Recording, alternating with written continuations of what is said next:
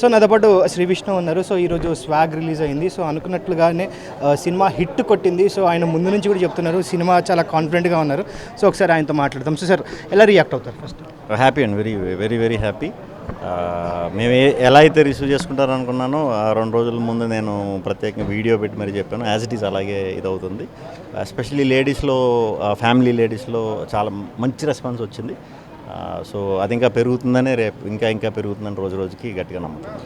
అయితే విష్ణు గారు, ఈ సినిమాలో మీరు ప్రతిసారి చేసిన ప్రతి సినిమా ఎక్స్పెరిమెంటల్గానే ఉంటుంది, కానీ ఈసారి మీరు క్యారెక్టర్స్తో ఎక్స్పెరిమెంట్ చేశారు. సో ఆల్మోస్ట్ ఒక 6 క్యారెక్టర్లు మీరే చేయడం జరిగింది. సో ఒక్కొక్క క్యారెక్టర్కి ఒక్కొక్క different getup, different body language, different makeup. So దీని గురించి ఒకసారి చెప్తారా మా ఆడియన్స్కి?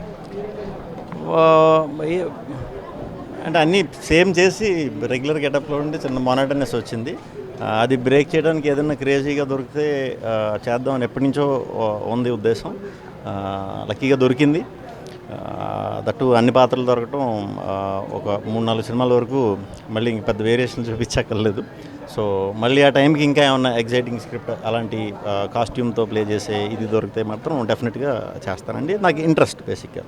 సో ఈ సినిమా మాట్లాడితే మేకప్, మీ క్యారెక్టర్స్తో పాటు డైలాగ్స్కి కూడా అంతే వాల్యూ ఉందండి. ఆ ప్రాసలు కావచ్చు, లేకపోతే ఆ తికమక పెట్టే ఆ ఇది కావచ్చు. ఆ తెలుగు ఆడతారు కదండి, అది ఆట కొంచెం మాటలది అలా మాట్లాడాలన్నమాట. ఆ తెలుగుని మనం ఆ రిథమ్ని నాకు అది తెలుసు. నేను వన్స్ తెలుగు మాట్లాడటం స్టార్ట్ చేశానంటే ఆపోజిట్లో తెలుగు మాట్లాడటం వచ్చేవాళ్ళు కనుక నాతో ఉన్నారంటే, ఫర్ ఎగ్జాంపుల్ హసిత్ కానీ వివేక్ కానీ మేము ఉన్నామంటే ఇంకా అదో రకం దీంట్లోకి వెళ్ళిపోతాం. మీకు సగం మాటలు కూడా అర్థం అన్నమాట. అంత ప్యూర్ తెలుగు మాట్లాడుకుంటే నాకు తెలుగు బాగా ఇష్టం. తెలుగు మాట్లాడటం ఇష్టం. తెలుగు తడుముకోనండి నేను. నాకు పదాలు అలా వస్తూ ఉంటాయి, ఎందుకో తెలీదు, మేబీ ఇష్టం వల్ల. సో ఆ మాటలు కొంచెం అలవాటు ఉన్నాయి నాకు. కాకపోతే మిగతా ఆర్టిస్టులు అందరూ ఫ్రెండ్సే. రవిబాబు గారు వీళ్ళందరూ ఎక్కడ దొరికాడు నీకు అసలు ఈ హసిత్ గారు అంటే ముందు రాజరాజ్ చేసాం. ఆయన కూడా తెలుగు తిరగట్లేదు, ఆ డైలాగ్ తిరగట్లేదు, ఈ డైలాగ్ తిరగట్లేదు, ఇదే కావాలంటాడు, డబ్బింగ్లో మార్చుకోవచ్చు కదా మనం, చెప్పు కొంచెం అంటూ ఉండేవారు అనమాట. అలా సరదాగా ఉండేది కాబట్టి బాగానే చెప్పేసేవాళ్ళం ఆ డైలాగులన్నీ. సో ఈ సినిమా విషయానికి వస్తే ఆర్టిస్ట్గా మీకు ఎన్ని మార్క్స్ వేసుకుంటారు? మీకు ఎంత సాటిస్ఫై అయింది ఇన్ని క్యారెక్టర్స్ చేయడం వల్ల? నేను సాటిస్ఫై అయ్యానండి. అది చేస్తున్నప్పుడే సాటిస్ఫై అయిపోయా. మీరు సినిమా చూశారు కాబట్టి ఆ ఏయాతి సీన్ ఏదైతే ఉంటుందో, ఆ స్నానం చేసే సీన్, అది షూట్ ఫస్ట్ డే దాంతో స్టార్ట్ చేసాం.